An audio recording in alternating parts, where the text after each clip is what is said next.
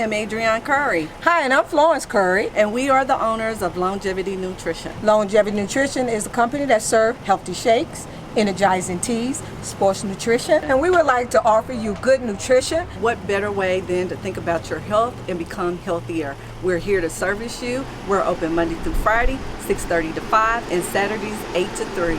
Yes, and we're going to work on that good nutrition, inside out. That's right.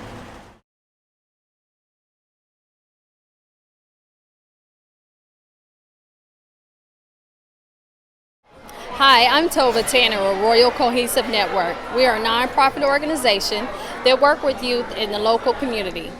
Our 4 cornerstones of sustainability are literacy, youth entrepreneurship, homeschool hub, and also gardening. Our mission is to engage people in educational and professional development to enhance sustainability. You can visit our website at www.royalnetwork.org, or you can follow us on Facebook. You can also email us at info@royalnetwork.org.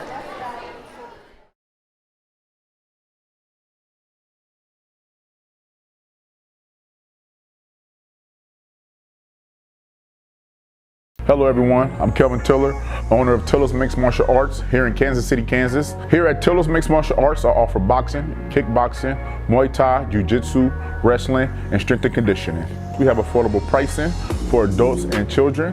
I am open Monday through Saturday, so please come out and support, and I hope to see you soon.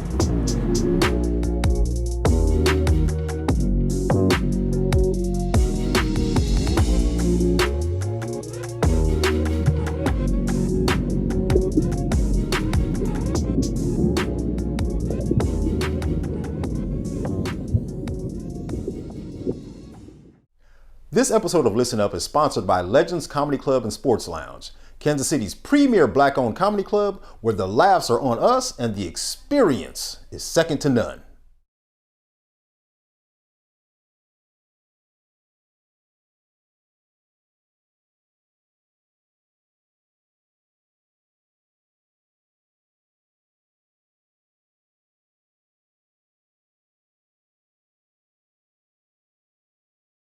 Kevin Robe, what's up, bro? What's going on? Legends Comedy Club. Alright. Labnificent Media Group. This is a Listen Up talk show, and we got the owner of Legends Comedy Club, Mr. Kevin Robe himself. Finally. Thank you. Let the public know what you do, bro. Well, I'm a full-time comedian as well as owner. I juggle both. I try to juggle both, I should say, with a little help, you know, but so far so good. Okay, so what got you into comedy? What inspired you to get started in comedy? Well, being a class clown and, you know, from middle school all the way to high school. I would say to pre-K, you know, just being a kid, just wanting to make people laugh. You know, a couple of my friends said, why don't you try getting on stage? Okay, you know. So you did comedy for how many years? It's been about 9 years now, a little over 9. Be 10 years next year. Actually, I thought it had already been past 10 years because I just feel like I've been doing it so long, but I just added it all up and it'll be 10 years in January. So what's the highlight of your comedy career? The highlight is me getting this club. You know, I wanted to get it 2 years ago. You know, my goal was to get it. And here it is. And, you know, it's more than what I thought. Let's say that. It's more than what I thought. I thought it was going to give me an opportunity to build a platform for myself and my comedy brothers, but it kind of pushed us away. Okay, but, well, let me ask you this. Why Legends Comedy Club? Why Legends? Because Legends, I was wanting to pave, to give homage to the ones who paved the way for us, like the Richard Pryors, you know, the Bernie Macs, you know, the Red Fox, Eddie Murphy, you know, Eddie Griffin, those people. You know, I'm paying my homage to them. So out of respect, they're our legends. So that's the reason the name Legends Comedy Club. Was it a difficult process acquiring the club and setting everything up to get it operational and running? Yes, it was. It took a whole year for me to open because of the city that I'm in. The city of Raytown, they didn't know what I was bringing. All they knew is I was a black owner bringing black business to the city of Raytown. So what type of obstacles did you face when going throughout that process? Well, they wanted to know what type of crowds I was going to have. They wanted me to change, you know, draw up a floor plan. They want to make sure that there was no dancing, no outside hanging out. You know, that I had to build 2 extra bathrooms. This is just so I can get my license to open up. Wow. And I still had to pay rent, but not conduct business for a whole year. Wow. So I guess that was a pretty expensive process. It was very expensive. Very expensive. Not pretty, very. So what has your support been like since you've had the club open, and what type of feedback have you received from the public? Well, people still don't know I'm here because when the city did decide to give me my license, it was during COVID. So it's like nobody was coming out, so I had to still be shut down. And now that I'm open, you know, believe it or not, you know, I've been doing comedy, like I said, a little over 9 years, and I can name on one hand, maybe 2, a hand and a half, of how many comedians have been through this door, you know. And if they did come through the door, you'll know it because of how they act on stage. They'll talk like they've just been here for the first time, rather than something, you know, that's somebody that's been here a while. I got people that come through the door all the time, you know, because I do private events also. And they's like, oh, you got a nice space here. I didn't even know this was here, you know. And they ask me about my shows and things like that, and I tell them about my website. So let me backtrack a little bit. Before Kevin Robe, the comedian and business owner, was who he is now, what was your life like? I was another business owner, you know, owned a convenience store. But before that, when I first got into comedy, I was a manager at Costco. Did about a 14-year bit there. And they kind of made me make a decision.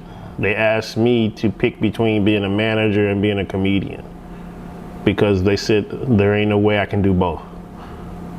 So I chose to be a comedian, because that's what I was passionate for. I wasn't passionate about being a manager, although I would have loved to have retired there. They pretty much pushed me out by telling me to do that. Do you feel you made the right decision? Sometimes, you know, because it opened doors for me.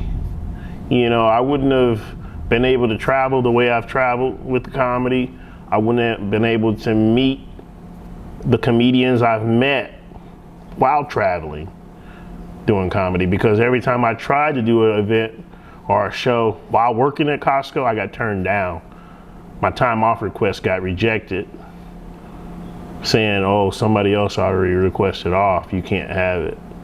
So I had to cancel a lot of shows behind it. So yeah, it helped out.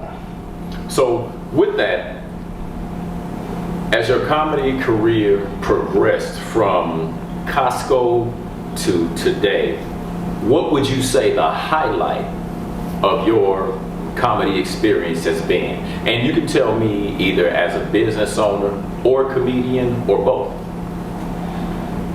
I got two, one as a comedian, getting the opportunity to perform in California and Las Vegas, and on a cruise ship. Those were some of my highlights as a comedian. As a regular person, meeting the woman that I love. I met her through comedy. So I don't unless you ask me a question, I don't want to dive into that. No, it's cool. That's your personal life, man. So we'll leave that personal. But I want to make it about you and not everybody else around you. Yeah. So with that, you met the love of your life. You transitioned from employee to business owner. What keeps you going? Because I know some days are good, some days are bad, but every day costs money. Every day does cost money. But every day you ain't making money. This is true. What keeps you going? The fact that people still laugh at me, and I won't say laugh at me like, he's stupid. I'm saying laugh because I made them laugh. That keeps me going, like, I got to see my dream through. Because, when I see somebody having a bad day and something I said cheers them up or makes them laugh to where they say, you know what, you got something here, man. So that makes me just continue to go. Okay, so in this comedy world, specifically black comedy world, because we know in KC, the black comedy world is completely different than the white comedy world. We got our own little niche and our own little cliques, within our own little realm. What has that particular experience been like for you? Well, honestly, I don't think that the color matters. I think comedy cliques are just, they happen, whether you're black or white. But I see it more as in the black comedy scene. People click up based off of who's relevant at the time. So people that aren't as relevant tend to click up with people that they feel is taking it to the next level. Enemies are becoming best friends.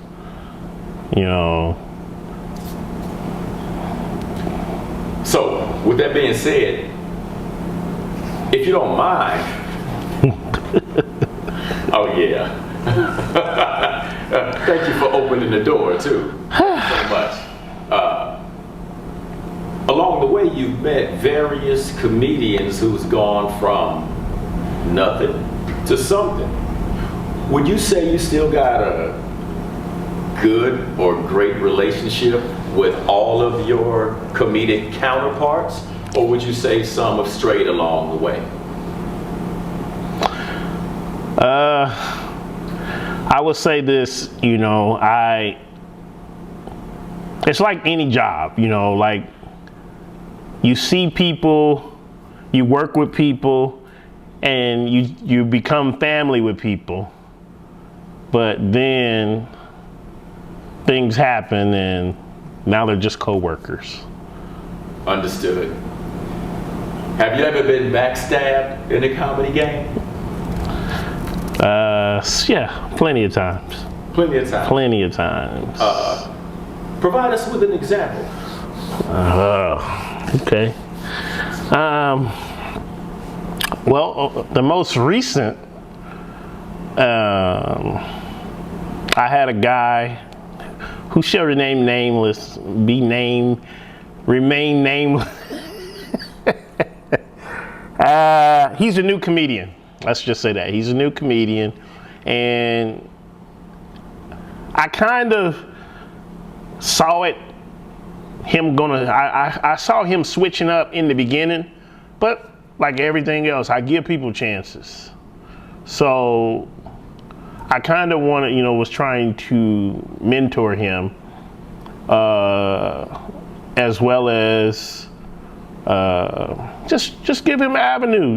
I want to see you win, because that's all I want, is to see people win. So it just recently happened over the weekend, this TK Kirkland show that I just had. I had a comedian that was helping me, because I wanted him to be me when I'm not here, because I'm trying to get back on the road. So I need somebody to fill in the space when I'm not available. I want to keep the show rolling instead of not having anything. So he and I was working together. But anytime we have a mic or something, somebody's doing an open mic or something, I noticed that he was never getting on stage. So I would ask him, hey, you gonna go up? And he's like, nah, not tonight, there's not enough people in here. So that's the best time, because you can learn a lot more from the crowd just having 2 or 3 people in here. You get to see what jokes work and what don't work. He's like, nah, I need some more people in here. Okay. So that, that in my mind, that's telling me you're not ready. You're not ready to be on paid gigs, because you don't even want to practice. So one particular, had a conversation with TK Kirkland. TK Kirkland says, I don't want anybody on the stage that cuss. They have to do clean. I already knew he didn't do clean. So I told him, you're not going to be able to perform this weekend, because TK Kirkland only wants to be the one dirtying up the stage. And so he was like, oh, okay, cool. But then I had a white comedian come in, and I asked him, did he want to do a guest spot? And I put him on stage, and everybody loved him. They was praising him. So the guy that I was mentoring got upset. And he called me out, called my girl out, had some words for both of us, and pretty much told me I wasn't shit, in so many words. And he walked out. Said, oh, I've been doing all this stuff for you all this time, and you're gonna roll out the red carpet for the white comedian and all of this. Oh, okay, that's how you feel, sorry. So when things like that happen, does that affect you personally, or do you take it personally, or do you kind of just look at it as that's just part of the business? Sometimes I do take it personal, but this particular time I didn't. Only because I expected it. It wasn't a thing, it didn't come as a surprise to me. It wasn't one of those things where I was like, oh, that's not gonna happen. It was, I wonder when it's gonna happen. And it happened sooner rather than later. I'm glad it happened sooner, rather than going down the line, me giving this person keys and access to everything, and then that happens, and now I gotta go change locks and passwords and all that. I didn't have to do all that, because he showed his true colors in the beginning. Understood. So let's go back again. Let's go back even further. I've been knowing you for a long time, man. I've been knowing you well over a decade. So with this, you first came to prominence, and a lot of other comics here in the city first came to prominence during a laugh your leggings off era. You put a lot of comics on at Club Rain during Laugh Your Leggings Off. It lasted for a while. It was wildly popular. Everybody enjoyed it. And one day there was just no more. It was popping, and then it was no more. Break that down for us. Get into that for us. Well, actually, you shot my first time on stage at the Beacon Theater back when Sam Martin was putting on shows, and he brought me up as Kevin Cole. I remember it to this day, Kevin Cole. And I told him that you're going to remember my name whether you like it or not. So one day I did a show over at Screenland up north on Armour, and Cortez was on the show, and he and I hit it off, Cortez Carter to be exact, and he and I hit it off. I looked at him like my brother, that's my brother, this is my guy, my dog. So we actually started over here. I started doing, after that Beacon Theater show, I started doing Thrill Thursdays over here. It was this place here was called Brat Sports Bar, and I was doing Thursday night open mic here called Thrill Thursdays, and Cortez used to come over, and for whatever reason, the owner of the club went to jail.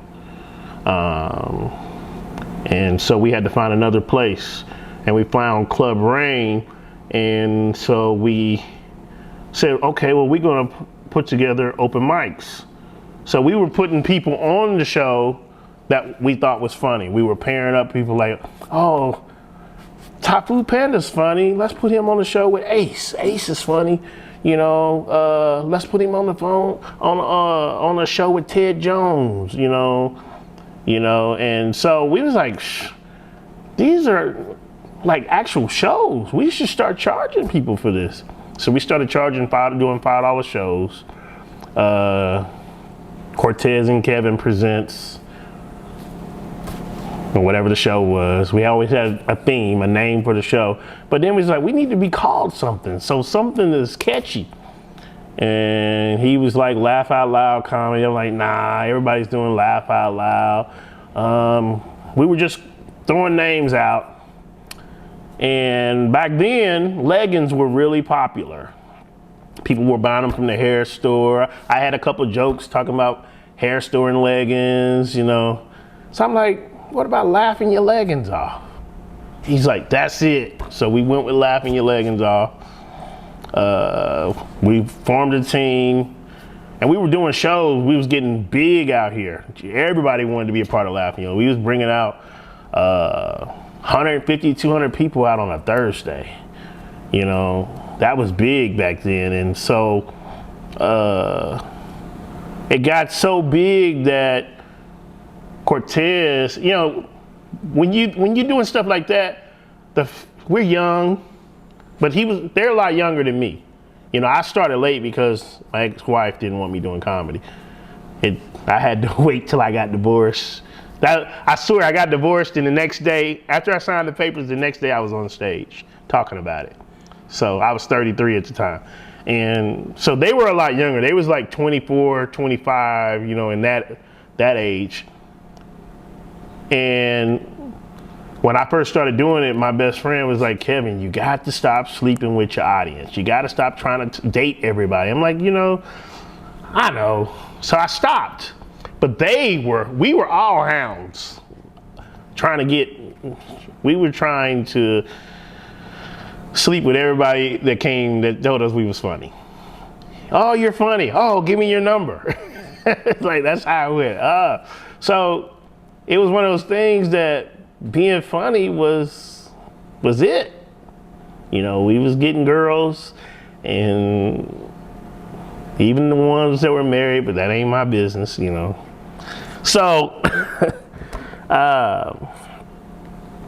make a long story short, so Cortez started getting so popular,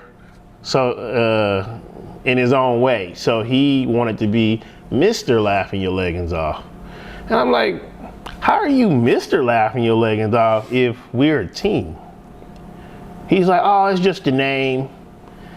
It ain't nothing. No. So I was just like, because I'm always saying I'm just saying. So I'm like, okay, well, I'll be Mr. I'm Just Saying. You'll be Mr. Laughing Your Leggings Off. I'll be Mr. I'm Just Saying. So it got to the point where we were just doing it, and he decided he didn't want to do it no more for whatever reasons. He said he was the only one putting in the leg work, which I don't know where he got that from, but that was his opinion. You know, he's the only one putting in. He's tired of people riding his coattail, so he didn't want to be friends with me no more. I guess co-workers with me, whatever, for whatever reason. It didn't bother me because I knew what I had and what I could do. So I just kind of kept it going with the I'm Just Saying comedy show. Got it. So, when did the fallout happen? When did the fallout happen, and what did it occur over? Well, there was a few things. It was basically over a female and money. Female money. Those were really the big things. Female and money. And then I didn't like the fact that he said that another comedian is the one who helped him, you know, when he was down, when I was right there. You know, but I don't do stuff for credit. I don't care if you recognize me for it or not. I didn't do it for that. I did it because this was my dog, and you know, I had love for him, and it was one of those things that if you rock with me, you're not gonna struggle if I'm not struggling. We all gonna be up together, you know. But you know, I ain't here to bash nobody. I'm here to tell my side of the story.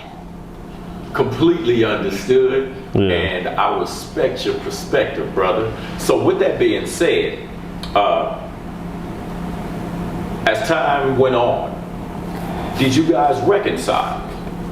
Yeah, we did. We did. I mean, it's not like it used to be, but we're on speaking terms. We're cool.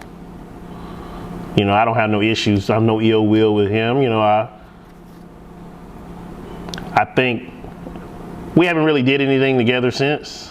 I mean, I put him on a couple things, or I reached out to him about a couple things, and it was kind of like, oh, not at this time, I'm not ready. But then I'll see him doing something somewhere else, and I'm like, thought you wasn't ready. You know, maybe he wasn't ready at the time I asked. I don't know, but then the time, you know, we did do something, there was no, you can tell when somebody's not really into it. They don't push it like it should be pushed. Like, we didn't get a crowd, so the show didn't happen. Which is okay, you know. If you don't want to, I tell people, if they don't want to be friends with me, you don't have to speak to me. You don't have to fake it. Just, I can be cordial, but don't fake the funk. That's all I'm saying. Understood. So, you provided a platform for many different people, myself included. I did the first season of the Listen Up talk show here. Well received, loved it.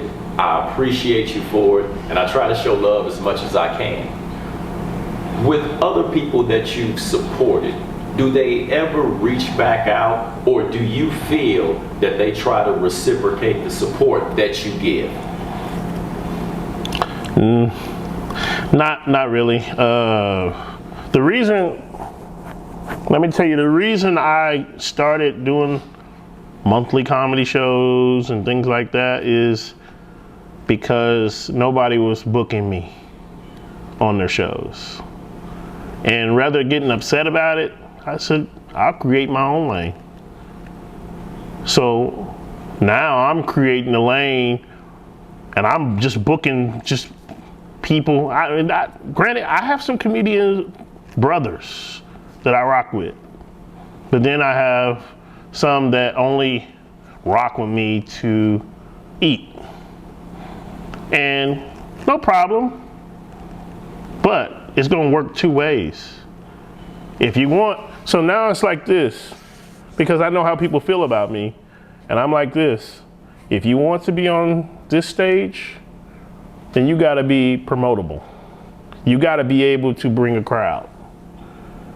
You know, you're not just gonna come here, laugh, tell your jokes to my crowd so you can gain another fan if I'm not gaining another fan as well.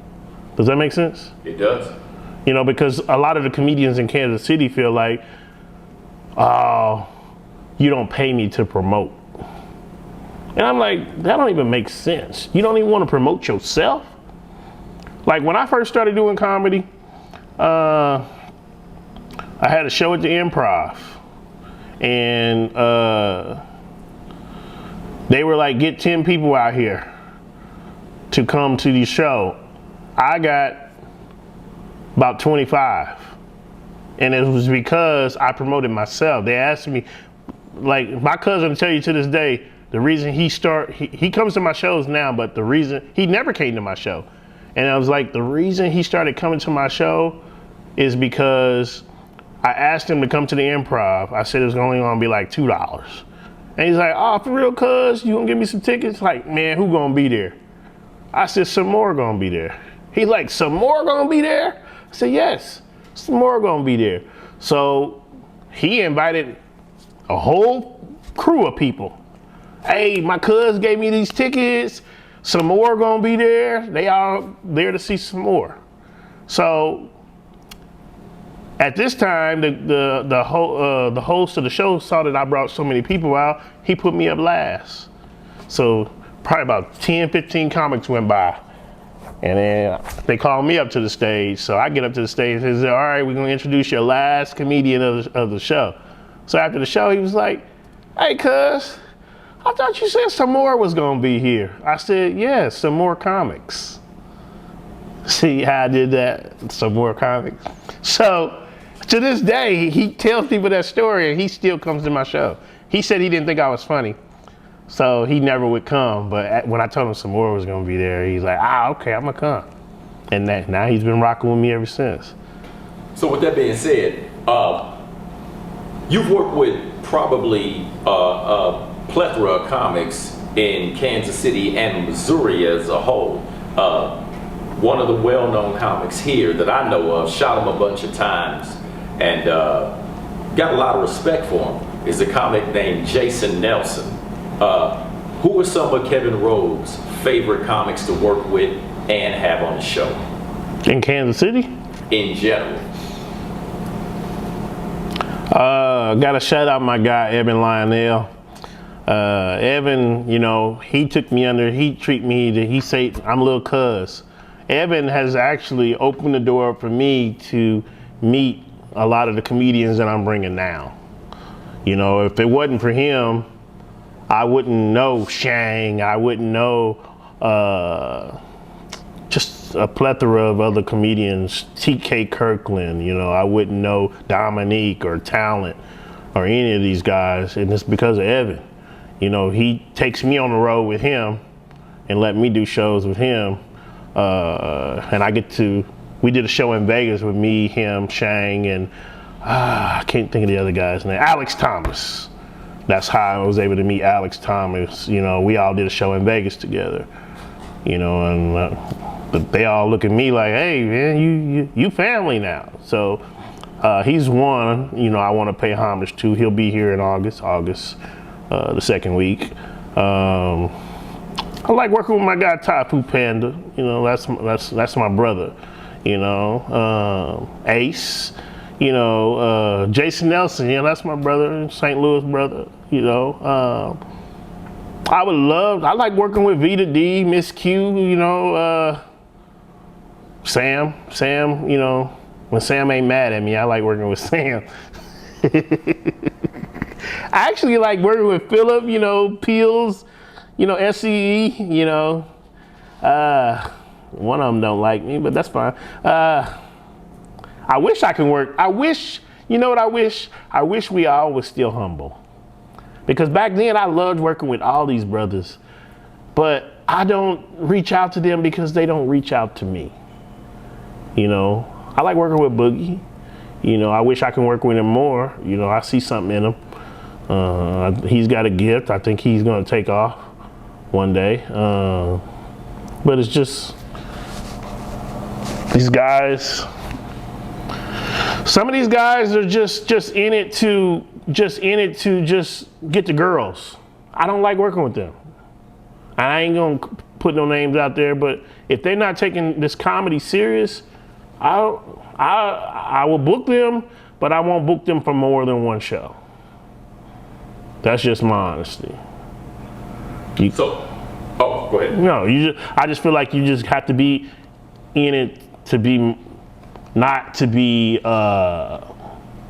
popular. You're in it because you have the love for it, of making people laugh. So how do you feel that you could build a better relationship with these comics so y'all can start doing bigger and better things together?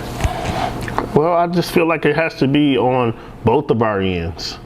Like, the reason a lot of them don't like me is because they say what I've heard, and this is all hearsay, that I don't put them on shows. But they don't put me on shows either. And I'm not upset about it. You know, I mean, the door opens both ways. And if you want to be on the show, reach out to me. Say, hey, Kev, I noticed you ain't put me on the show in a while. And I'm going to say, are you able to bring a crowd out? Because you ain't going to just come. You know, because at the end of the day, you can get your laughs and you can get your fans, but I still got to pay lights, gas, and water. You know, and if I didn't have to pay those things, I wouldn't have a problem. If you didn't have a following, I wouldn't have a problem with putting you on stage. But because I have to pay, because I'm in two hats, yes, I love comedian. I love putting everybody on stage. But as a business owner, it has to make sense. That's all I'm saying. Understood. Twofold question before we wrap up. What's your most embarrassing moment as a comic? And what's your most exciting moment as a comic? I kind of got two embarrassing moments. One, I had went up behind a guy that was trying to do comedy for the first time. And before I say this, just know I have no problem with gay comedians.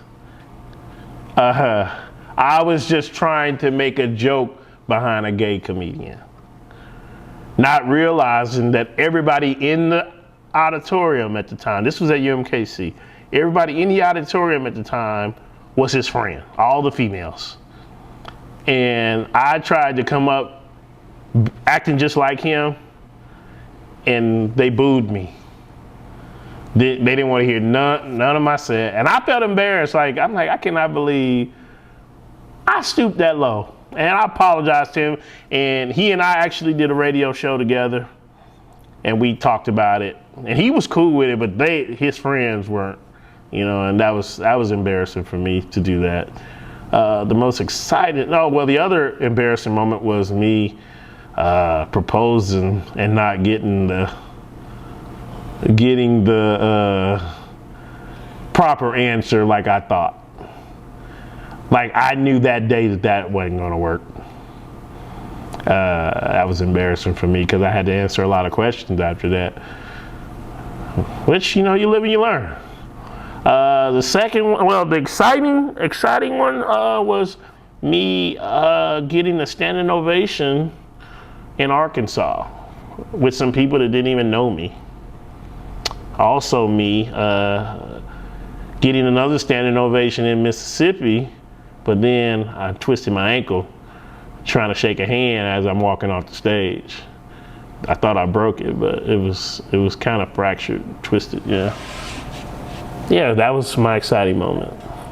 Okay, so as an experienced comic and experienced business owner, what advice or suggestions would you have to people that are up and coming in the comedy game or would like to follow in your footsteps? What advice would you have for them? My advice would be, if you're trying to be a comedian, don't be afraid to fail.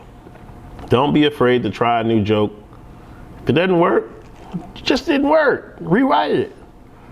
But some people give up when they don't get to laugh. And giving up means you failed. You know, sometimes I be wanting to give up because I'm like, I miss having friends. But this comedy has taught me that you don't have to have friends.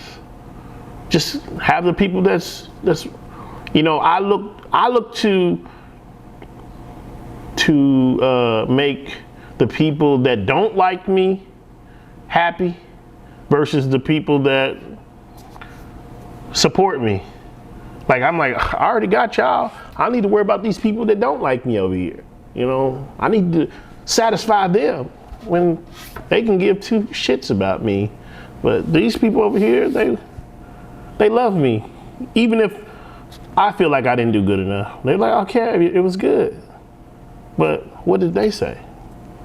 You know, so don't be afraid to lose friends. Or you're gonna lose friends because nobody wants to be, some people, I won't say nobody, some people don't want you to be more successful than them or more funnier than them. You know, the other thing as a business owner, have patience. Okay, so with that being said, any closing statements or closing remarks before we get out of here? I just want to say to the comedians that are going to look at this, whether you look at it or not, I have no ill will against you. If you want to work with me, reach out to me. You know, you want me to name names? Lamont High, you know, Gerald Houston, Cortez Carter, what's your Hook?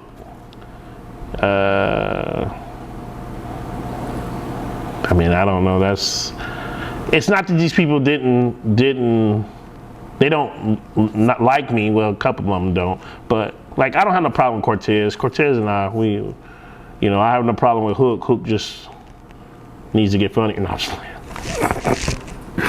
I'm just playing. Nah, Hook's funny. He just got to stop wearing that dress on stage. Nah, just look, I'm just talking. Edit that.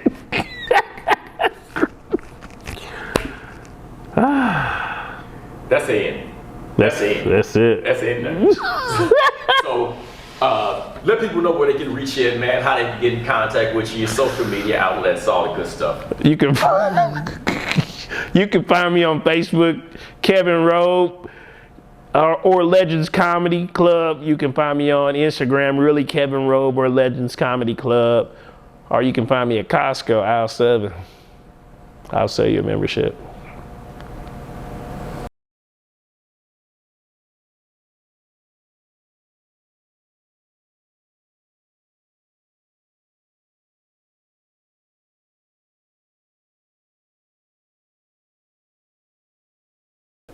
And that concludes our show for this evening.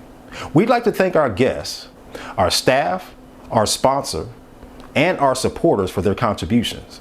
But most importantly, we'd like to thank you, our viewers. Be sure and tune in for our next broadcast and follow us online. Thank you. Good night.